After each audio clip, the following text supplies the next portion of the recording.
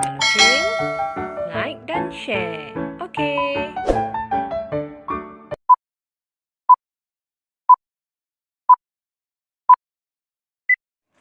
Okey, pembelajaran kita hari ini adalah bertemakan inkuari dalam sains dan kemahiran 1.1, kemahiran proses sains.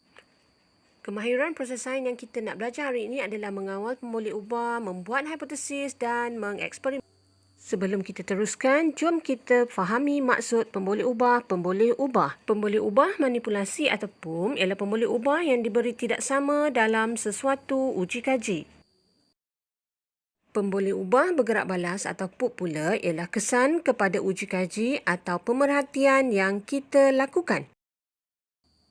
Pemboleh ubah seterusnya adalah pemboleh ubah dimalarkan iaitu sesuatu yang diberi sama dalam uji kaji. Sebelum menjalankan eksperimen, kita mesti ada hipotesis. Jadi, ayat hipotesis yang perlu kita tahu ialah semakin corak PUM, semakin corak PUP. Atau, jika corak PUM, maka corak PUP. Kita akan uji pemahaman kita tentang pemboleh ubah melalui eksperimen faktor yang mempengaruhi pertumbuhan biji benih. Sila buat pemerhatian dan banding beza.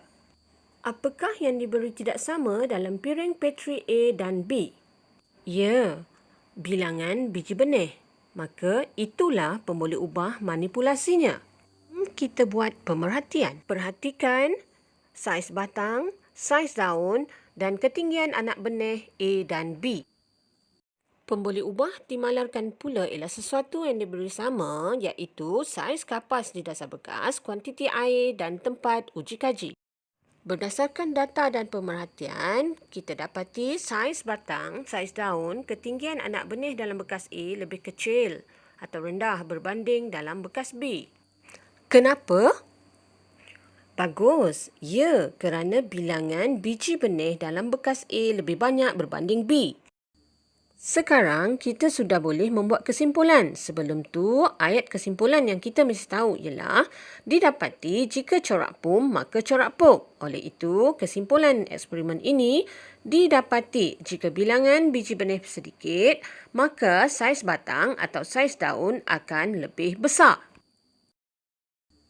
Okey, itu saja pelajaran kita hari ini. Cikgu harap kamu sudah faham dan boleh mengenal pasti pemboleh ubah, membuat hipotesis dan akhirnya membuat kesimpulan eksperimen. Hingga jumpa lagi. Okey, bye-bye. Assalamualaikum.